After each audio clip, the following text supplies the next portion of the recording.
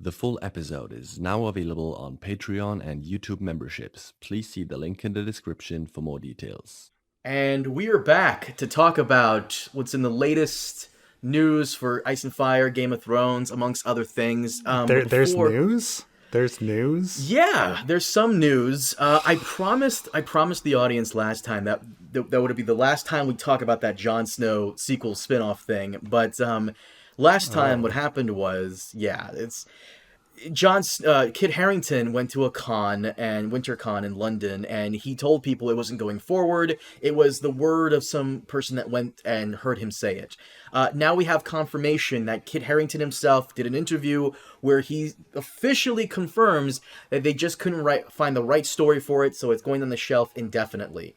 And I kind of feel bad for Kit because he really hasn't had that much success beyond Game of Thrones. Eternals kind of sucked. I didn't. Did you like Eternals? He was barely in Eternals anyway. Yeah, it was a very small role. Didn't he have some? Wasn't there some like murder show where he was like he maybe killed somebody? Wasn't there a volcano? There wasn't there a Kit versus the volcano movie? Is it Pompeii? I think it's Pompeii. Yeah, that was in 2014, homie. Like, and I think Dave and Dan made fun of him for that. Damn. I mean, it's like, do you feel sorry for him? Like, dude, he's got a pile of literally millions of dollars and gets to have sex with Rose Leslie. Like, would you have no reason to feel bad for Kit Harington? Okay, he's got millions of dollars and Rose Leslie. Okay, that's like what like what else do you want him to have? You're like, can he have more money? Millions of dollars goes away after a time, unless you you buy up a lot of McDonald's and Wendy's and gas stations and whatnot, like some streamers. That's the whole thing. That's the whole thing. Millions of dollars don't go away in time. In fact, in time, it just grows into more and more money. Well, the reason I bring this up is because I still am the number one champion of this one idea, this one theory, this one doctrine that I think because every time we mention it, everyone's like, "Thank God, yeah, fuck the sequels." No, you guys are wrong about the Jon Snow sequel series. I think if done well, it could have made the last season of Game of Thrones tolerable, more palatable. Not fix it, but come on, like the Star Wars prequels. What made that like? Mm-hmm. That's the funny thing. You sort of say like, could anything be worse? So like, it would have to.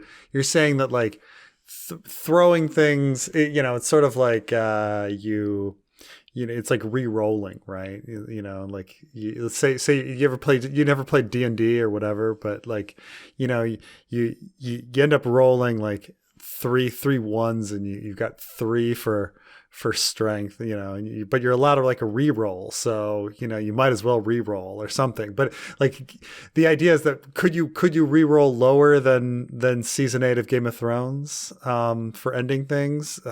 It's hard. I mean, the thing is people thought that about the Star Wars sequels. Like the Star Wars prequels are bad. How much worse could the Star Wars sequels be? Well, they were worse. So you're saying caution. I understand what comes after the sequel. It could have been what comes out in the sequel. I don't actually think caution. I mean, I think it's a gamble, but I think it's like a smart gamble. I think that a Snow series would probably have been better than the later seasons of Game of Thrones. But there's always a chance it's worse. True. There's always there's always a chance it could be like great and could once again make the last season a little palatable. And also it would break ground because once again, I was discussing this with my buddy Bear. He's an avid reader. He loves fantasy. Chronicles of Narnia, I don't think has a story set after the fact. When I say sequel series to any fantasy, most fantasies don't have that. Lord of the Rings doesn't have that. Tolkien mused about doing something called the New Shadow, but it was just him like spitballing ideas. He didn't really do anything with that. Wheel of Time, I don't think has a sequel series. Once again, Narnia doesn't. Like a lot of these fantasy books. Dark. I think the guy did his Dark Materials might be doing sequel stuff. What do you mean? The guy who wrote his Dark Materials is a comic or a book? His Dark Materials is like the Golden Compass. Do you know what I'm talking about? Yeah, wasn't it like an HBO show? There was a movie and there was an HBO show. The HBO show was pretty good. But I think there's a sequel series to it where the main character is older now. But I'm trying to think of anything other where they've done, sequel series. Cursed Child for Harry Potter. I was just about to say that, but Cursed Child was not a book, not a movie, not a show. It was a play, and it kind of sucked. I'm very well. J.K. Rowling kind of sucks now, so which is so funny because there was controversy around the Cursed Child. Do you know about this? The casting for Hermione. Yeah. I understand. For the audience who don't remember, this was back when J.K. Rowling, for whatever reason, wanted to virtual signal the fuck out of everything, where she made Dumbledore gay for some reason, even though it was never alluded to in the series. Hermione was cast for the Cursed Child play as a black actress, and J.K. Rowling came out of nowhere and said, "Nope. Hermione was black the entire series." Really, dude? Right. No, really? I know. But then somebody pointed out, like, no, actually, in whatever book, it says that she's, like, pale. And you're like, well, maybe she's, like, a pale black person, like Carmen, And, but, so I don't know. It's whatever. It doesn't matter. Regardless, it could have broke ground as one of the very few fantasy series that has a sequel, and the sequel could have been great. But where do you go with a spin-off about Game of Thrones with no throne, with no Starks, with no Lannisters, Targaryens, what are you talking about? They didn't wrap anything up. We didn't find anything up. We didn't find anything about the others, what their language was, where the dragon is, what the deal with time travel was. They didn't resolve anything.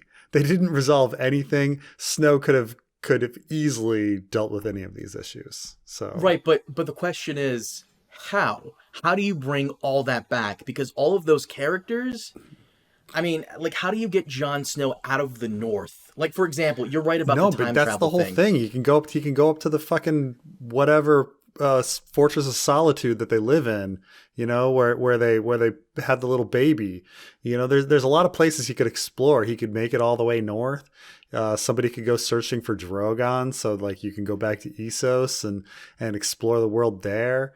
You bring in cameos from all your favorites, like Grey Worm, Tormund. Wait, no, Grey Worm's dead. He's enough.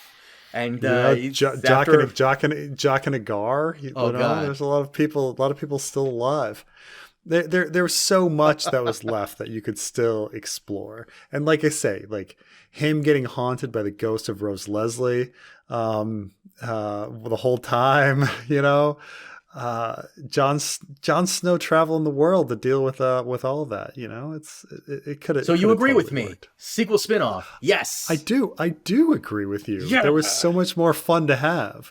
In fact, if I remember correctly, back when, and now keep in mind, if we go back in time, when people said like House of the Dragon was going to be out, I wasn't exactly super gung-ho about House of the Dragon because one, the source material is kind of mid, and I'm being generous there.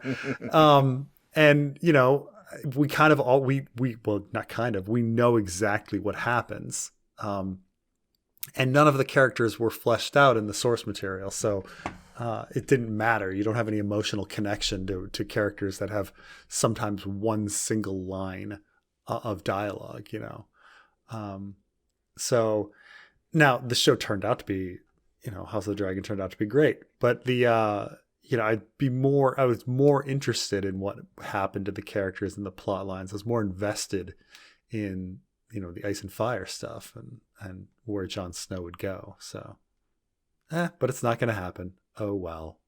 That's a shame. That's not going to happen. I really wanted a Jon Snow sequel spinoff just to see like where they're going to take. My idea was that he's going to somehow go to ET. They're dealing with their own White Walker problem, which in the world of Ice and Fire, don't they allude that like Essos has their own like mysterious White Walker creature problem? Wasn't that why the five forts were built? Yeah, it was kind of this like there was kind of this universal myth kind of idea that everybody was dealing with the same issue. And they were all perhaps talking about the same character. They all had the same sort of legend of Azor Ahai, but they called it different things from place to place. And the monster were perhaps the others, or perhaps something similar. It's difficult to know if it was a parallel or a sort of a world spanning myth.